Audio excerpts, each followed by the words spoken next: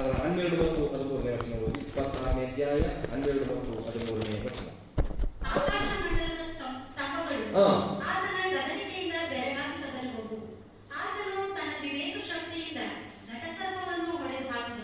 ಯಾವ್ದು ಓದ್ತಾ ಇದ್ರಿ? 11ನೇ ವಚನದಲ್ಲಿ ಹೋಗ್ಬಿಟ್ರೆ 12 13 ಓದಿ. 26ನೇ ಅಧ್ಯಾಯ 12 13.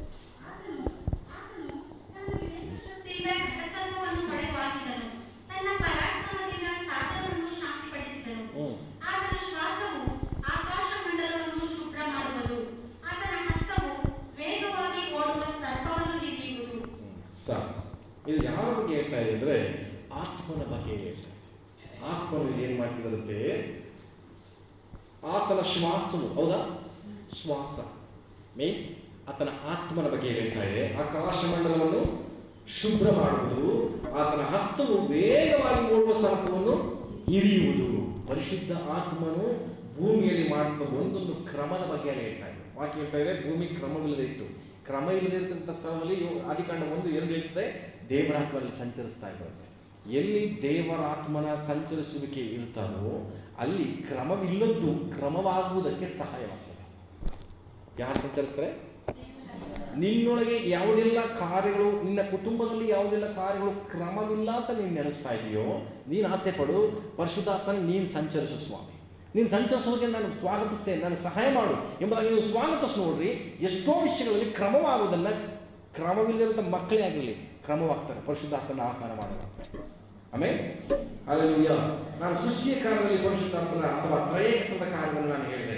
ಈಗ ಯೋಹಾನ ಬರೆಸುವಂತೆ 3ನೇ ಅಧ್ಯಾಯ ಬಂದರೆ ದೇವರ ಅವತಾರ.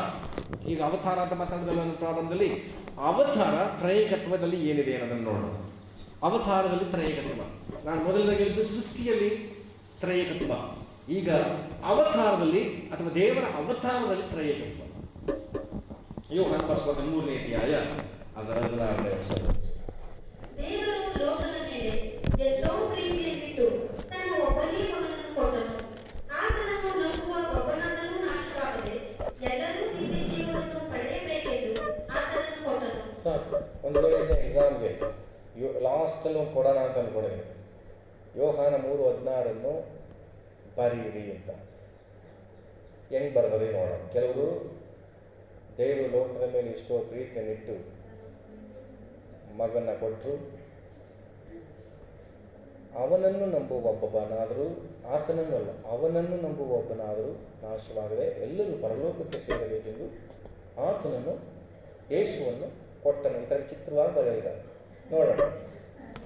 ಹೇಳ್ಬಿಟ್ಟಿದ್ದೀನಿ ಎಷ್ಟರ ಮಟ್ಟಿಗೆ ಅದನ್ನು ಪ್ರಿಪೇರ್ ಬರ್ತೀರಾ ಅಂತ. ಯೋಹಾನ 3:16 ನೀವು ಸ್ವಂತ ವಾಕ್ಯಗಳಲ್ಲಿ ಬರೀಬೇಕು. ಹಲ್ಲೆಲೂಯಾ.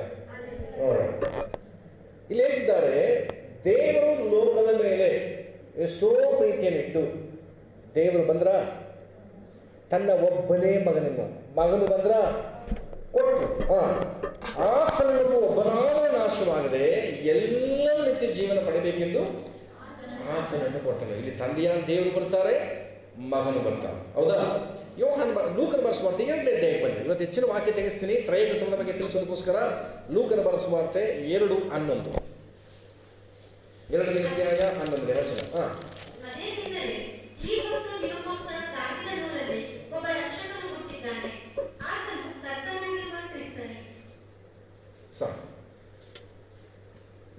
ನಾನು ಅವತಾರದ ಬಗ್ಗೆ ಮಾತನಾಡ್ತಾ ಇದ್ದೀನಿ.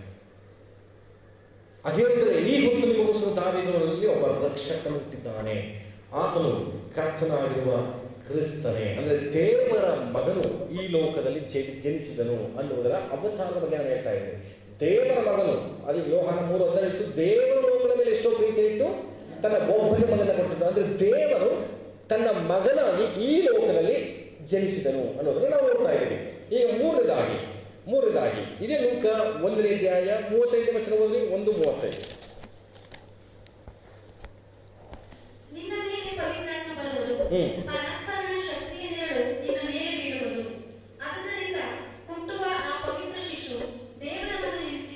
ಸಾಕು. ಯೋಹಾನ 3:16 ಹೇಳ್ತು ದೇವರು ಲೋಕದ ಮೇಲೆ ತನ್ನ ಪ್ರೀತಿಯನ್ನಿಟ್ಟು ತನ್ನ ಒಬ್ಬನೇ ಮಗನ ಕೊಟ್ಟನು ಅಂತ.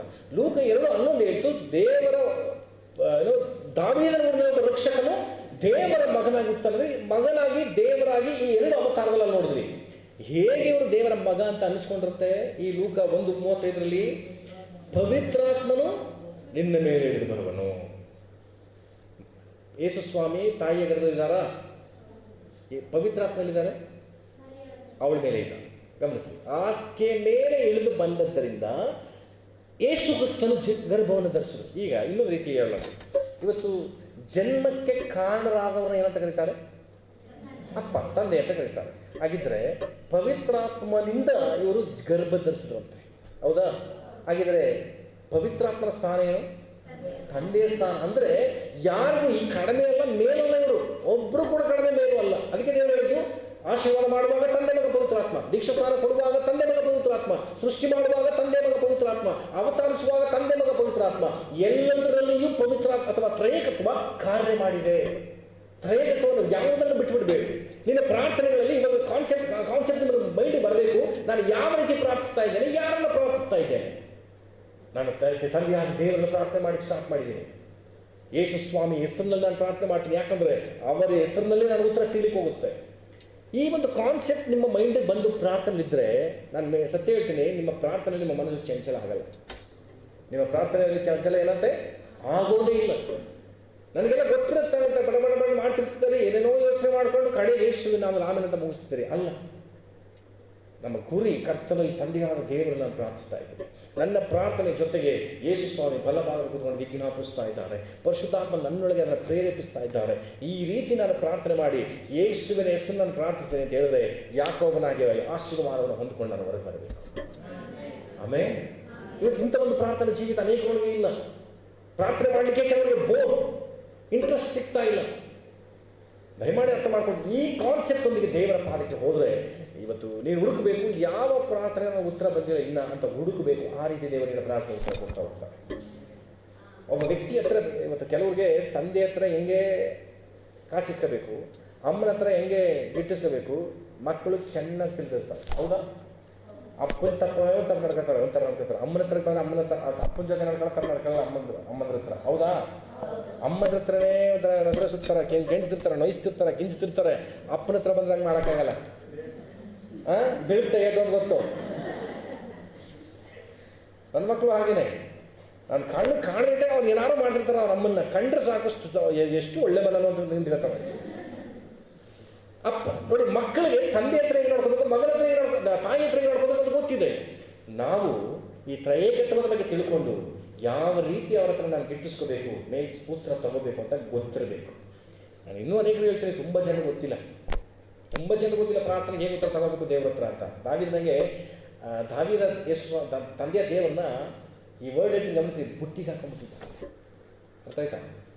ಬುಟ್ಟಿಗೆ ಹಾಕೊಂಡ್ಬಿಡೋದು, ಏನೇ ನಡೀಲಿ ಸ್ತೋತ್ರ ಮಾಡ್ತಿದ್ದ, ಅಲ್ಲೇ ಅಂತ ಹಾಡಾಡ್ತಿದ್ದ. ಯಾವಾಗಲೂ ದೇವರನ್ನ ಮರೆತುಬಿಟ್ಟು ಯಾರನ್ನ ಹಾಡಾಡ್ತಾರಲ್ಲ ಅಂತ ಆಶೀರ್ವಾದ ಮಾಡ್ತಿದ್ರು ದಾವೀದನ್ನ. ಎಷ್ಟೊಂದು ನ್ಯಾಕ್ ಗೊತ್ತ ದಾವೀದನಿಗೆ, ಅಷ್ಟರ ಮಟ್ಟಿಗೆ ಅವನು ದೇವರನ್ನ ಕೊಂಡಾಡ್ತಾ ಇದ್ದ. ಅಂತ ಅರ್ಥ ನಾನು ಹೇಳ್ತಿರೋದು, ದೇವರನ್ನು ಅರ್ಥ ಮಾಡಿಕೊಂಡು ಯಾವ ರೀತಿ ಅವ್ರ ಹತ್ರ ಉತ್ತರ ಪಡ್ಕೊಳ್ಬೇಕು, ಯಾವ ರೀತಿ ಬಿಡುಗಡೆ ತಗೋಬೇಕು ಅನ್ನೋದನ್ನು ಅರ್ಥ ಮಾಡ್ಕೊಂಡ್ಬಿಟ್ವಿ. ಅವ್ರು ನಮಗೆ ಅಪ್ಪ, ಆಮೇಲೆ ಅವ್ರು ನಮಗೆ ದೇವರಾಗಿದ್ದಾರೆ, ನಮ್ಮ ತಂದೆಯಾಗಿದ್ದಾರೆ. ಅವ್ರ ಹತ್ರ ನಾನು ಹೇಗೆ ಉತ್ತರ ತಗೋಬೇಕು ಅಂತ ಕೆಲವು ಮಕ್ಕಳನ್ನ ನೋಡ್ರಿ, ಹೆಂಗಾದರೂ ಸರಿ ಅವರ ನ್ಯಾಕಾಗಿ ಮಾತನಾಡಿ ಮುಖನ ಸಪ್ಪಗಿಟ್ಕೊಂಡು ಕಾರ್ಯಗಳನ್ನು ಸಾಧಿಸ್ಕೊಂಡ್ಬಿಡ್ತಾರೆ. ಇವತ್ತು ನಾವು ಕೂಡ ದೇವರು ಈ ಲೋಕದ ತಂದೆಯನ್ನು ಕೆಟ್ಟವರು ಅಂತ ಹೇಳ್ತಾರೆ, ಹೌದಾ? ಈ ಲೋಕದ ತಂದೆ ಏನಂತೆ, ಕೆಟ್ಟವರಾದ ನೀವು ನಿಮ್ಮ ಮಕ್ಕಳಿಗೆ ಅಂತ ಬೈಬಲ್ ಹೇಳ್ತದೆ. ಅವ್ರು ಒಳ್ಳೆ ತಂದೆ. ಕೆಟ್ಟ ತಂದೆಗಳ ಹತ್ರನೇ ನಾವು ಗಿಟ್ಟಿಸ್ಕೊಡುವಾಗ ಅವ್ರ ಹತ್ರ ನಾವು ಗಿಟ್ಟಿಸ್ಕೊಳ್ಳೋಕ್ಕಾಗಲ್ವ? ಖಂಡಿತ ಪಡ್ಕೋಬೋದು. ಆದರೆ ಆ ಮೆಥಡನ್ನ ನಾವು ತಿಳ್ಕೊಬೇಕು, ಹೇಗೆ ನಾವು ಅವ್ರ ಹತ್ರ ಪಡ್ಕೊಳ್ಬೇಕು ಅನ್ನುವಂಥ ಮಾದರಿಗಳನ್ನ ನಾವು ತಿಳ್ಕೊಳ್ಬೇಕು. ಐಡಿಯಾಸ್, ಅದು ಸತ್ಯವೇದ ಓದ್ರಿ, ನನಗೆ ಐಡಿಯಾ ಕೊಡು, ನಾನು ಹೆಂಗೆ ದೇವ್ರ ಹತ್ರ ಹೋಗ್ಬೇಕು. ನಾನು ಯಾಕೊಬ್ರು ಐಡಿಯಾ ಕೊಟ್ಟವ್ರು ಯಾರು? ನನ್ನ ಹತ್ರ ಬನ್ನಿ, ನಾನು ಕೊಡ್ತೀನಿ. ಯೇಸು ಸ್ವಾಮಿ ಹತ್ರ ಹೆಂಗೆಲ್ಲ ನೀವು ಹೋಗಿ ತಂದೆ ಹತ್ರ ಸೇರ್ಬೋದು ಅನ್ನೋದು ನಾನು ಐಡಿಯಾ ಕೊಡ್ತೀನಿ. ನಿಮಗೆ ಏನಾದರೂ ಹೇಳ್ಬಟ್ಟ ಆಯ್ತಂದ್ರೆ ನನಗಾಗಲಿ, ನಾನು ಪ್ರಸಂಗ ಮಾಡಿದ್ದೀನಿ ಕೂಡ ನಿಮಗೆ. ಆದರೆ ಇನ್ನೂ ಅನೇಕರಿಗೆ ಅಂತ ಪ್ರಸಂಗ ಕೇಳಿದ್ರು ದೇವ್ರ ಬಳಿಗೆ ಹೋಗಿ ಮನಸ್ಸಿಲ್ಲ, ಪ್ರಾರ್ಥನೆ ಮಾಡಲಿಕ್ಕೆ ಮನಸ್ಸಿಲ್ಲ. ಇಲ್ಲಿ ಪವಿತ್ರಾತ್ಮನ ಇಳಿದು ಬಂದರು, ಯೇಸು ಸ್ವಾಮಿ ಗರ್ಭದಲ್ಲಿದ್ದಾರೆ, ತಂದೆಯಾದ ದೇವರಲ್ಲಿ ಇಟ್ಟಿದ್ದಾರೆ, ಈತನನ್ನು ನಾನು ಮೆಚ್ಚುತ್ತೇನೆ ಎಂಬುದಾಗಿ. ಆಮೇಲೆ ಪೂರ್ಣ ಕಾಲದಲ್ಲಿ ಅವತಾರದಲ್ಲಿ ತ್ರೈಕತ್ವವನ್ನು ನಾವು ನೋಡಿದ್ವಿ, ಹೌದಾ? ಅವತಾರದ ನಂತ ವಿಮೋಚನೆಯಲ್ಲಿ ತ್ರೈಕತ್ವವನ್ನು ನಾವು, ವಿಮೋಚನೆ ಅಂದರೆ ಬಿಡುಗಡೆ, ನಮ್ಮನ್ನು ಬಿಡಿಸಿದಂತಹ ದೇವರು ನಮ್ಮನ್ನು ಪಾಪದಿಂದ, ಲೋಕದಿಂದ, ಸೈತಾನವನ್ನು ಬಿಡಿಸಿದ್ದಾರೆ. ಇದರಲ್ಲಿ ತ್ರೈಕತ್ವವನ್ನು ನಾವು ಕಾಣೋಣ. ಇಬ್ರಿಯರಿಗೆ ಬರೆದ ಪತ್ರಿಕೆ 9ನೇ ಅಧ್ಯಾಯ, ಇಬ್ರಿಯರಿಗೆ ಬರೆದ ಪತ್ರಿಕೆ 9ನೇ ಅಧ್ಯಾಯ ಅದರ 14ನೇ ವಚನವನ್ನು ಓದ. ಇಬ್ರಿಯ 9:14. ತನ್ನ ತಾನೇನು ನಿರ್ದೋಷಿಯಾಗಿ ದೇವರಿಗೆ ಸಮರ್ಪಿಸಿಕೊಂಡ ಕ್ರಿಸ್ತನ ರಕ್ತವು ಎಷ್ಟೋ ಹೆಚ್ಚಾಗಿ ನಮ್ಮನ್ನು ನಿರ್ಜೀವ ಕರ್ಮಗಳಿಂದ ಬಿಡಿಸಿ ನಾವು ಜೀವವುಳ್ಳ ದೇವರನ್ನು ಆರಾಧಿಸುವವರಾಗುವಂತೆ ನಮ್ಮ ಮನಸ್ಸನ್ನು ಶುದ್ಧೀಕರಿಸುವುದರ ಮೇಲೆ. ಸರಿ, ಇಬ್ರಿಯ 9:14 ಗಮನಿಸಲಿಲ್ಲ. ಅದು 3ನೇ ವಚನದಿಂದ ಹೋದರೆ ಗೊತ್ತಾಗುತ್ತೆ, ಅರ್ಥ ಆಗುತ್ತೆ.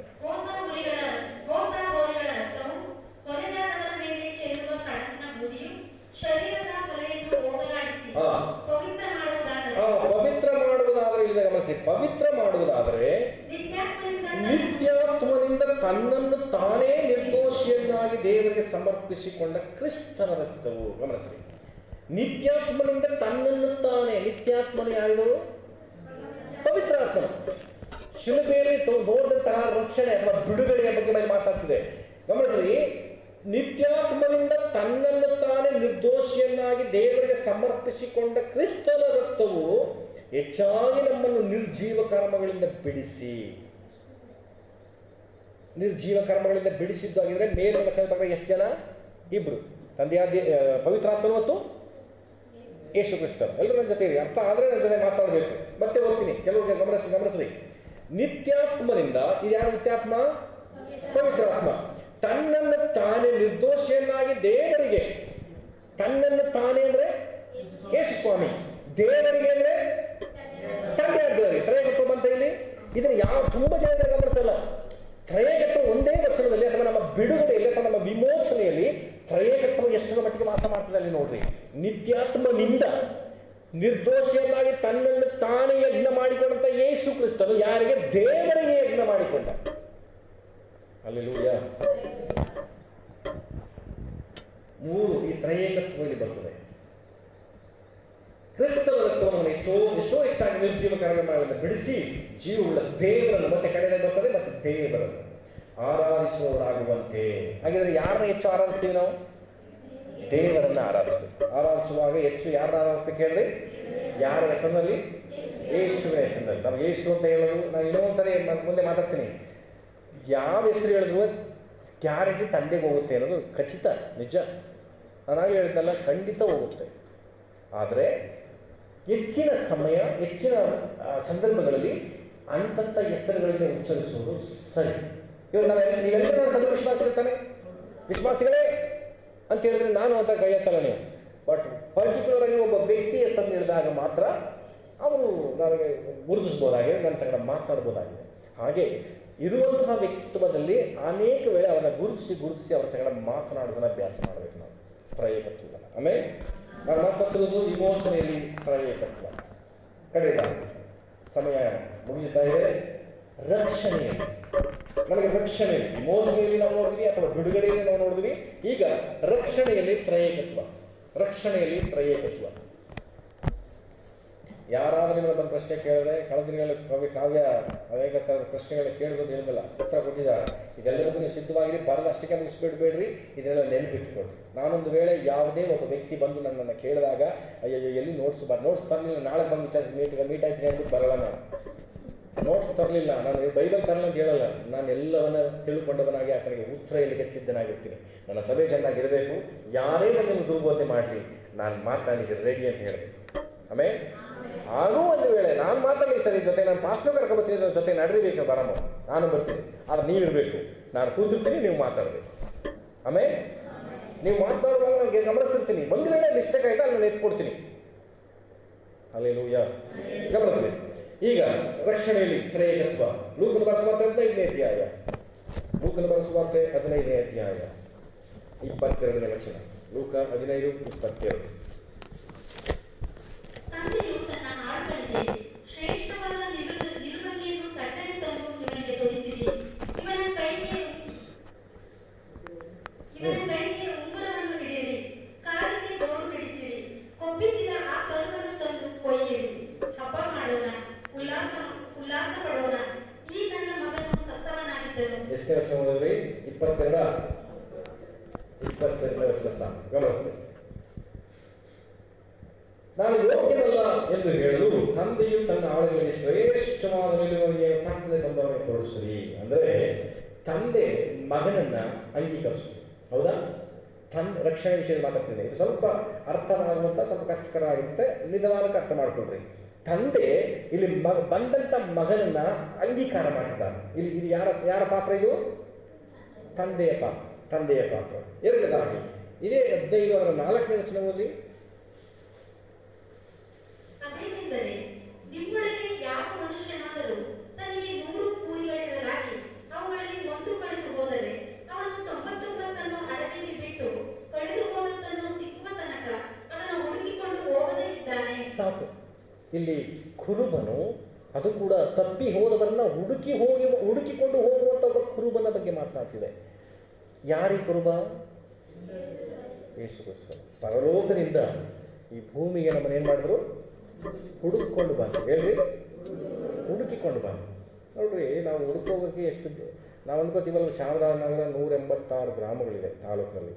ಅಷ್ಟು ದೂರವಾಗಕ್ಕಂತ ನಾವೆಲ್ಲವೇ ಅನ್ಕೋತೀವಿ. ಹೌದು ತಾನೆ? ಯೇಸು ಸ್ವಾಮಿ ಎಷ್ಟು ದೂರ ಬಂದರು?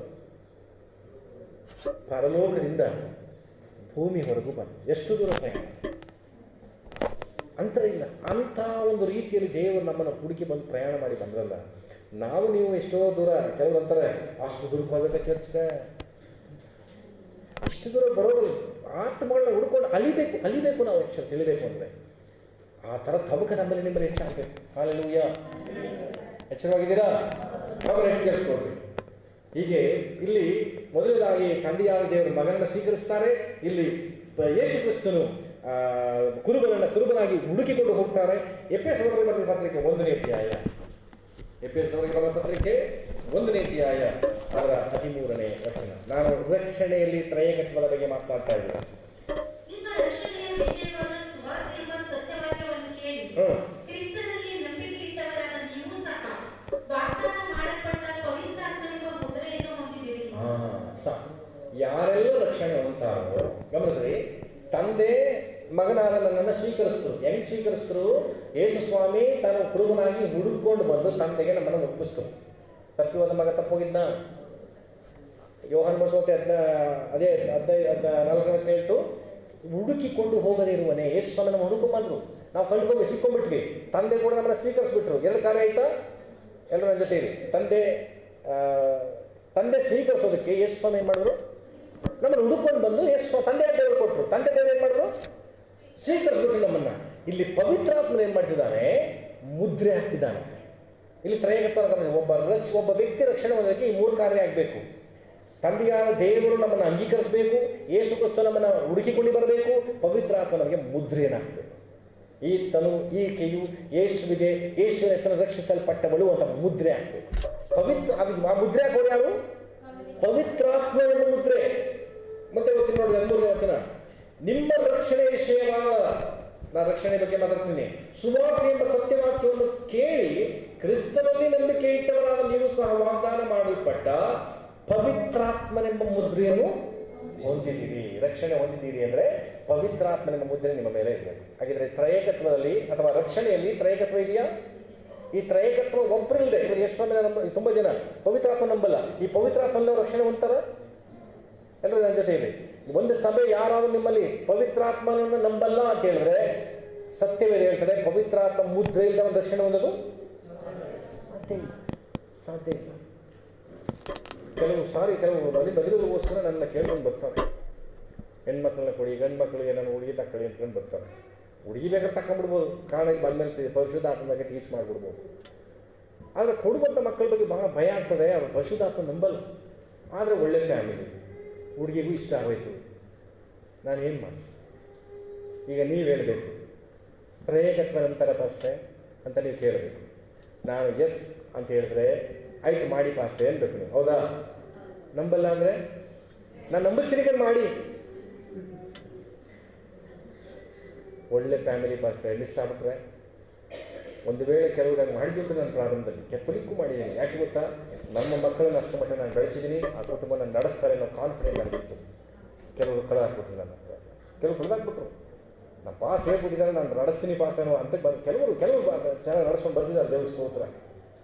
ಆದರೆ ಒಂದು ವೇಳೆ ನಾಳೇನು ಅಂತ ಒಂದು ಕಾರ್ಯಗಳು ಮಾಡಬೇಕಾ, ನೀವು ನನಗೆ ಪ್ರಾಮಿಸ್ ಮಾಡಬೇಕು, ನಾನು ನಡೆಸ್ತೀನಿ ಪಾಸ್ ನಾನು ಮಾಡಿ ಅಂತ.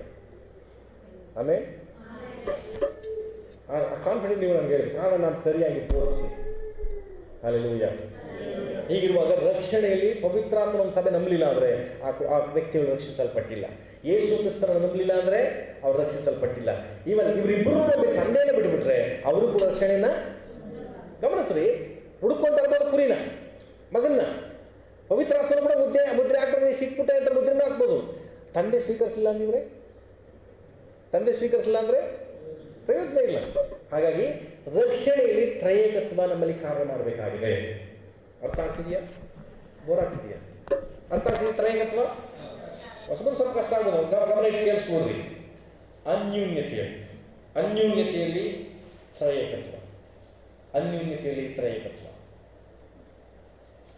ಎಪೆಸದವರಿಗೆ ಇದೇ ಎಪೆಸದಲ್ಲಿ 2ನೇ ಅಧ್ಯಾಯ 18ನೇ ವಚನ 2:18.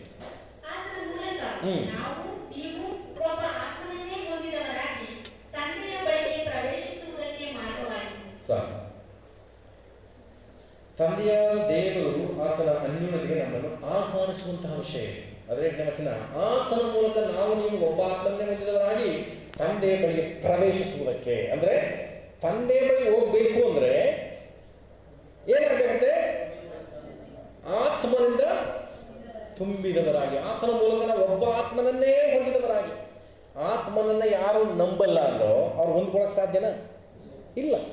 ನಂಬಲಿಲ್ಲ, ಹೊಂದ್ಕೊಳ್ಳಿಲ್ಲ ಅಂದರೆ ತಂದೆ ಬಳಿ ಪ್ರವೇಶ ಅಂದರೆ ತಂದೆ ಎಲ್ಲಿದ್ದಾರೆ? ಎಲ್ಲರೂ ಹೇಳ್ರಿ, ತಂದೆ ಎಲ್ಲಿದ್ದಾರೆ? ಪರಲೋಕದಲ್ಲಿದ್ದಾರೆ. ಎಲ್ಲರೂ ಹೇಳ್ರಿ, ಸ್ವರ್ಗದಲ್ಲಿದ್ದಾರೆ ನಮ್ಮ ದೇವರು. ಮೋಕ್ಷ ಅಂತ ಏನು ಹೇಳ್ತಿರೋ, ತಂದೆಯಾದ ದೇವರು ಮೋಕ್ಷದಲ್ಲಿದ್ದಾರೆ, ಪರಲೋಕದಲ್ಲಿದ್ದಾರೆ, ಸ್ವರ್ಗದಲ್ಲಿದ್ದಾರೆ. ಆ ಶ್ರೇಷ್ಠವಾದ ಸ್ಥಳಕ್ಕೆ ನಾನು ಪ್ರವೇಶ ಮಾಡಬೇಕು ಅಂದರೆ ಆತ್ಮನಿಂದ ನಾವು ತುಂಬಿಸಲ್ಪಡಬೇಕು. ಆತ್ಮನನ್ನು ನಂಬದಂಥ ಸಭೆಯೇ, ವಿಶ್ವಾಸಿಯೇ, ನಿನಗೆ ಪರಲೋಕ ಸಿಗೋದೇ ಕಷ್ಟ. ಹಲ್ಲೆಲೂಯಾ. ಹಾಗಿದ್ರೆ ಪವಿತ್ರಾತ್ಮನಿಂದ ಅನ್ಯೂನ್ಯತೆಗೆ ದೇವರನ್ನು ಕರೆದಿದ್ದಾನೆ. ಎರಡನೇದಾಗಿ 2 ಕೊರಿಂಥ 5ನೇ ಅಧ್ಯಾಯ. 2 ಕೊರಿಂಥ 5ನೇ ಅಧ್ಯಾಯ 19ನೇ ವಚನ. 2 ಕೊರಿಂಥ 5:19.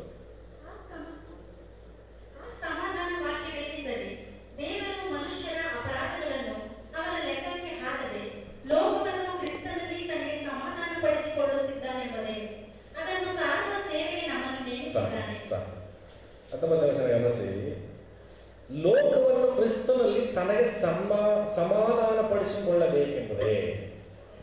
ಯಾರಲ್ಲಿ ತಂದೆಯಾದ ದೇವರು ನಮ್ಮನ್ನ ಸಮಾಧಾನ ಪಡಿಸ್ಕೊಳ್ತಾರಂತೆ? ಕ್ರಿಸ್ತನಲ್ಲಿ. ಆ ವಚನ ಏನು ಹೇಳ್ತು? ಆತ್ಮನಿಂದ ತುಂಬಿಸಲ್ಪಟ್ಟವರಾಗಿದ್ದರೆ ತಂದೆಯಾದ ದೇವರಿಗೆ ನಮಗೆ ಪ್ರವೇಶ. ಅಂದರೆ ತಂದೆಯರಿಗೆ ಅನ್ಯೂನ್ಯತೆ ಹೊಂದಬೇಕು ಅಂದ್ರೆ ಯಾರು ಬೇಕು? ಪರಿಶುದ್ಧಾತ್ಮ ಬೇಕು. ಇಲ್ಲಿ ಈ 2 ಕೊರಿಂಥ 5:19 ಯಾರ ಮೂಲಕ ನಮಗೆ ಸಮಾಧಾನ ಅಥವಾ ಅನ್ಯೂನ್ಯತೆ? ಕ್ರಿಸ್ತನ ಮೂಲಕ ನಮಗೆ ತಂದೆಯ ಸಂಗಡ ಅನ್ಯೂನ್ಯತೆ. ತಂದೆಯಾದ ದೇವರಿಗೆ ನಾವು ಅನ್ಯೂನ್ಯವಾಗಿರ್ಬೇಕು ಅಂತ ದೇವರು ಇಷ್ಟ. ಗಮನಿಸ್ರಿ, ಪ್ರಾರಂಭಕ್ಕೆ ಹೋಗ್ಬೇಕು ನೀವು. ದೇವರು ಆದಿಯಲ್ಲಿ ಮನುಷ್ಯನ ಯಾಕೆ ಉಂಟು ಮಾಡಿದ್ರು ಗೊತ್ತಾ? ನಾನು ನೀವು ಅನ್ಯೂನ್ಯವಾಗಿರೋಣ ಅಂತ. ಹೌದಾ? ಆದಾಮನ ಉಂಟು ಮಾಡಿದ್ದು ಅನ್ಯೂನ್ಯವಾಗಿರ್ಲಿಕ್ಕೆ. ಅನ್ಯೂನ್ಯತೆ ಕಡಿದೋಯ್ತು ಪಾಪದಿಂದ. ಈಗ ಕ್ರಿಸ್ತನನ್ನು ಯಾಕೆ ಕಳಿಸೋದು, ಪರಿಶುದ್ಧಾತ್ಮನ ಯಾಕೆ ಕಳಿಸೋದು ಅಂದರೆ ನೀವಿಬ್ಬರು ಹೋಗಿ ಅವ್ರನ್ನ ಮತ್ತೆ ನಮಗೆ ಅನ್ಯೂನ್ಯತೆ ತಗೊಬನ್ನಿ. ಆದಿಯಲ್ಲಿ ಏನು ಗುರಿ ಇಟ್ಕೊಂಡು ಸೃಷ್ಟಿ ಮಾಡುತ್ತೋ ಆ ಉದ್ದೇಶವನ್ನು ನೀವು ನೆರವೇರಿಸಿ ಅಂತ ಯೇಸು ಸ್ವಾಮಿಯನ್ನು ಕಳಿಸ್ಕೊಟ್ರು, ಆತ್ಮನನ್ನು ಕಳಿಸ್ಕೊಟ್ರು. ಇವರಿಬ್ಬರು ಇರುವಂಥದ್ದು ಏನಕ್ಕಾಗಿ? ತಂದೆಯ ಸಂಗಡ ಸಮಾಧಾನ ಹೊಂದಲಿಕ್ಕೆ, ಅನ್ಯೂನ್ಯತೆಯನ್ನು ಹೊಂದಲಿಕ್ಕಾಗಿ. ಹಾಗಿದ್ರೆ ಯೇಸು ಇಲ್ಲದೆ ತಂದೆಯ ಸಂಗಡ ಅನ್ಯೂನ್ಯತೆ ಇಲ್ಲ, ಪರಿಶುದ್ಧಾತ್ಮನಿಲ್ಲದೆ ತಂದೆಯ ಸಂಗಡ ಅನ್ಯೂನ್ಯತೆ ಇಲ್ಲ. ಹಾಗಿದ್ರೆ ಈ ತ್ರಯೇಕತ್ವದಲ್ಲಿ ನಾವು ಅನ್ಯೂನ್ಯವಾಗಿರುವುದಕ್ಕೆ ತ್ರಯೇಕತ್ವವೂ ನಮಗೆ ಬೇಕು. ಆಮೇಲೆ ಯೇಸು ಅಂದ್ರೆ ನಂಬಿಟ್ಟೆ, ಹಳೆಗಡೆ ಬಿಟ್ಬಿಡಿ ಅಂತ ಬೇಕು. ಹಳೆಗಡೆ ಬಿಟ್ಬಿಡಿ, ಯೆಹೋವನನ್ನ ನಂಬೇಡಿ, ಯೆಹೋವ ಅಷ್ಟೇ ಅಂತ ಹೇಳ್ತಾರೆ. ನೋ, ಇಲ್ಲ, ಯೆಹೋವ ದೇವರಿದ್ದಾನೆ. 3 ಸಿಂಹಾಸನ ಕೂತಿದ್ದಾರೆ ಅಲ್ಲಿ? ಇಲ್ಲ. ಗಮನಿಸ್ರಿ, ಪ್ರಕಟಣೆ ಓದುವಾಗ ಅಲ್ಲಿ ಮನುಷ್ಯ ಕುಮಾರನನ್ನು ಹೇಗೆ ಕಂಡು ಅಂತ ಯೋಹಾನನ ಬರೀತಾರೆ. ಅದ್ರ ಬಗ್ಗೆ ಇನ್ನೊಂದು ದಿನ ಮಾತನಾಡೋಣ. ಗಮನಿಸ್ರಿ, ಈಗ ನಾವು ಯಾವುದ್ರ ಬಗ್ಗೆ ಮಾತಾಡ್ತಿದ್ದೀರಿ? ತ್ರಯೇಕತ್ವದಲ್ಲಿ ಅನ್ಯೂನ್ಯತೆಗೆ ತ್ರಯೇಕತ್ವದ ಕಾರ್ಯವನ್ನು ನೋಡ್ತೀವಿ. 3 ಬಂತ. ಆಮೇಲೆ ಎಫೆಸದವರಿಗೆ ಬರೆದ ಪತ್ರಿಕೆ 2:18 ಇನ್ನೊಂದ್ಸರಿ ಓದ್ಬಿಡ್ರಿ ಅಂತ. ಎಫೆಸದವರಿಗೆ ಬರೆದ ಪತ್ರಿಕೆ 2:18.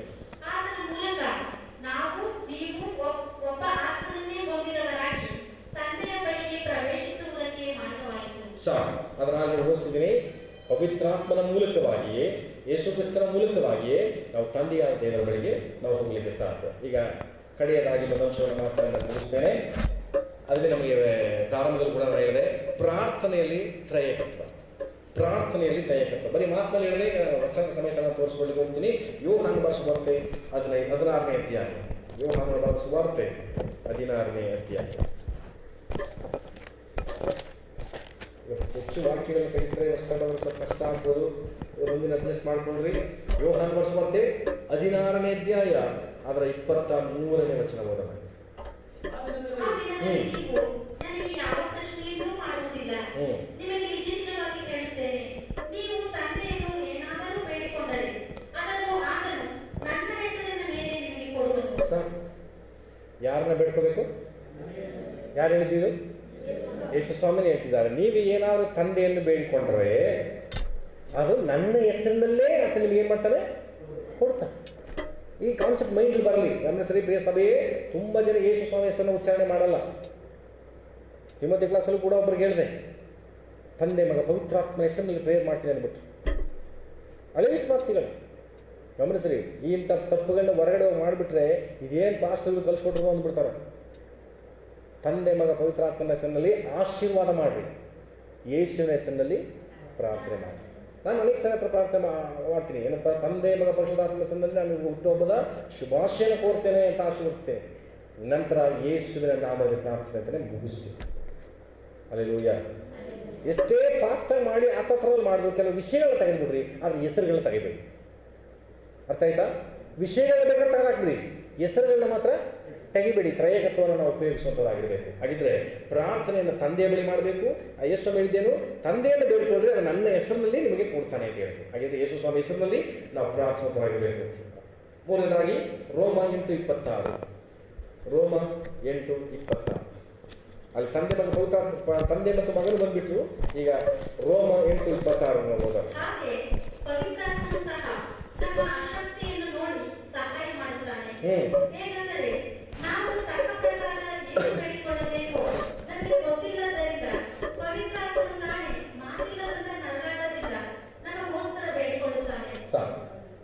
ಯಾರೆಲ್ಲ ಇನ್ನೂ ಪ್ರಾರ್ಥನೆಯನ್ನು ಬಾಯ್ಬಿಟ್ಟು ಮಾಡ್ತಾ ಇಲ್ಲ ಅಂಥವ್ರು ಕೇಳಿಸ್ಬೋದು. ನಾನು ಇನ್ನೂ ಪ್ರೇಯರ್ ಮಾಡೋಕ್ಕೆ ಬರಲ್ಲ. ಕೆಲವಿದ್ದಾರೆ ನಮ್ಮ ಗುಂಪಿನಲ್ಲಿ, ನನಗೆ ಇನ್ನೂ ಮಾಡೋಕ್ಕೆ ಬರಲ್ಲ, ಮಾಡೋದು ಗೊತ್ತಿಲ್ಲ, ಮಾಡೋಕ್ಕೆ ಕೇಳಿಸಲ್ಲ ಅಂತ ನೆಪಗಳನ್ನ ಹೇಳ್ಕೊಂಡಿದ್ದೀರಿ. ಪವಿತ್ರಾತ್ಮನ ನಿಮ್ಮೊಳಗೆ ಬಂದರೆ ಅವ್ರೇನು ಮಾಡ್ತಾರೆ ಗೊತ್ತಾ? ಪ್ರಾರ್ಥನೆ ಮಾಡಲಿಕ್ಕೆ ನಿಮಗೆ ಹೇಗೆ ಬೇಡ್ಕೋಬೇಕು, ಹೇಗೆ ನೀವು ಪ್ರಾರ್ಥನೆ ಮಾಡಬೇಕು ಅನ್ನೋದನ್ನ ಈ ಪರಿಶುದ್ಧಾತ್ಮ ಏನು ಮಾಡ್ತಾರಂತೆ? ಕಲಿಸಿಕೊಡ್ತಾರೆ. ಯಾರು ಕಲಿಸೋದು? ಪರಿಶುದ್ಧಾತ್ಮನು ನಮಗೆ ಪ್ರಾರ್ಥನೆ ಕಲಿಸ್ಕೊಡ್ತಾರೆ. ಪ್ರಾರ್ಥನೆ ಹೇಗೆ ಮಾಡಬೇಕು ಅಂತ ಹೇಳ್ಕೊಡ್ತಾರೆ. ತಂದೆಯಾದ ದೇವರು ನಮ್ಮ ಪ್ರಾರ್ಥನೆ ಅಂಗೀಕಾರ ಮಾಡ್ತಾರೆ. ಯೇಸು ಸ್ವಾಮಿ ಹೆಸರಿನಲ್ಲಿ ನಮಗೆ ಉತ್ತರ ಕೊಡ್ತಾರೆ. ಅರ್ಥ ಆಯ್ತಾ? ಪ್ರಾರ್ಥನೆಯಲ್ಲಿ ತ್ರಯೇಕತ್ವ. ಪ್ರಾರ್ಥನೆ 3 ವಿಷಯಗಳು ಇಲ್ಲದೆ ನೀವು ಯಾವತ್ತೂ ಪ್ರಾರ್ಥನೆ ಮಾಡಬೇಕು. ಚಿಕ್ಕದಾಗಿ ಪ್ರಾರ್ಥನೆ ಮಾಡಿ, ತಂದೆ ಮಗ ಪವಿತ್ರಾತ್ಮಲ್ಲಿ ಆ್ಯಡ್ ಆಗಿರಲಿ, ಸೇರಿರಲಿ. 3 ವಿಷಯ, 3 ವ್ಯಕ್ತಿತ್ವದಲ್ಲಿಯೇ ನಾವು ದೇವರನ್ನು ಎದುರುಗೊಳ್ಳಬೇಕಾಗಿದೆ. ಆಮೇಲೆ ನಾನು ಪ್ರಾರ್ಥನೆ ಕುರಿತಾಗಿ ಮಾತನಾಡ್ತಾ ಇದ್ದೇನೆ. ಎಚ್ಚರವಾಗಿದ್ದೀನಿ ತಾನೆ? ಇನ್ನು ಸಮಯ ಇದೆ, 5 ನಿಮಿಷ ಇದೆ. ಗಮನಿಸಿ.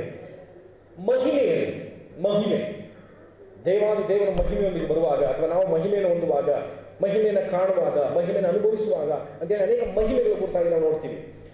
1 ಕೊರಿಂಥದವರಿಗೆ ಬರೆದ ಪತ್ರಿಕೆ 15ನೇ ಅಧ್ಯಾಯ. 1 ಕೊರಿಂಥ 15ನೇ ಅಧ್ಯಾಯ. 1 ಕೊರಿಂಥ 15ನೇ ಅಧ್ಯಾಯ ಅದರ 24ನೇ ವಚನ.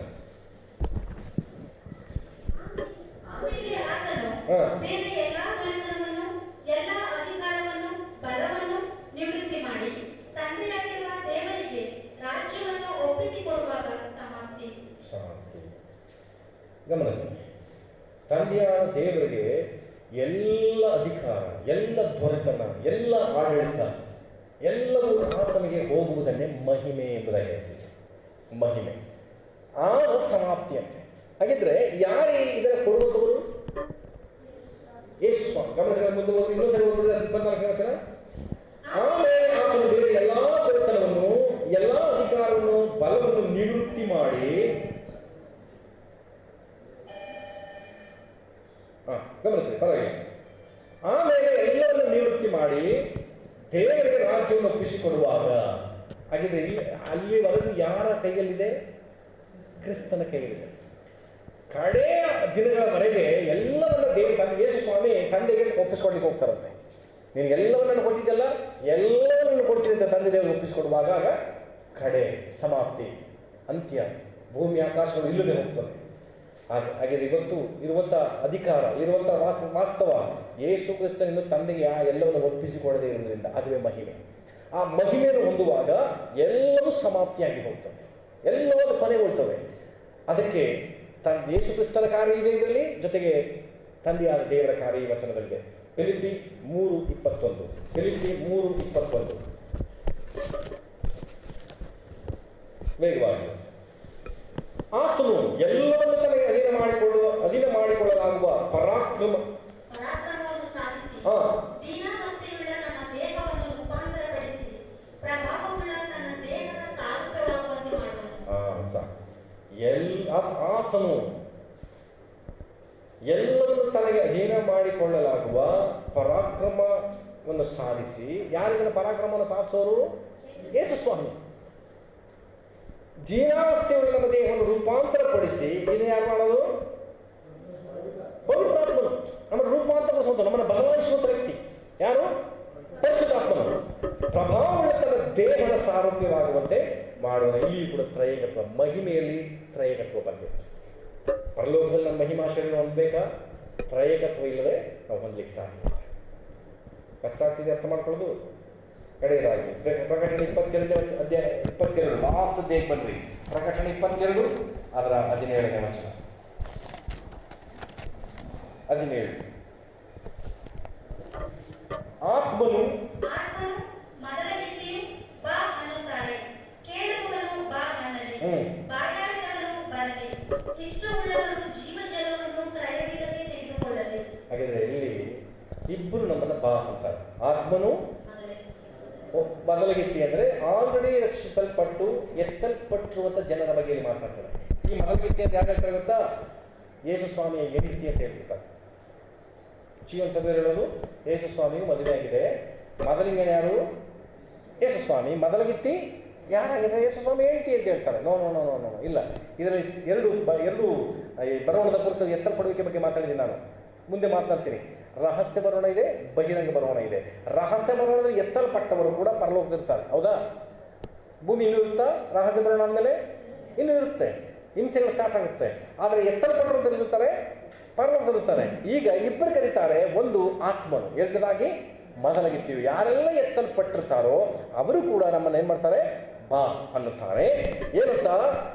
ಬಾ ಅನ್ನಲಿ, ಬಾಯಾದವರು ಸಹ ಬರಲಿ, ಇಷ್ಟವುಳ್ಳವನು ಜೀವ ಜಲವನ್ನು ಕ್ರಯವಿಲ್ಲದೆ ತಕ್ಕೊಳ್ಳಲಿ. ಆತ್ಮನ ಕುರಿತಾಗಿ ಹೇಳ್ತಾ ಇದೆ. ಅಂದರೆ ಪರಲೋಕಕ್ಕೆ ನಮ್ಮನ್ನು ಸ್ವಾಗತಿಸುವಂಥದ್ದು ಅಥವಾ ಮಹಿಮೆಗೆ ನಮ್ಮನ್ನು ಸ್ವಾಗತಿಸುವಂಥದ್ದು ಈ ತ್ರೈಕತ್ವ.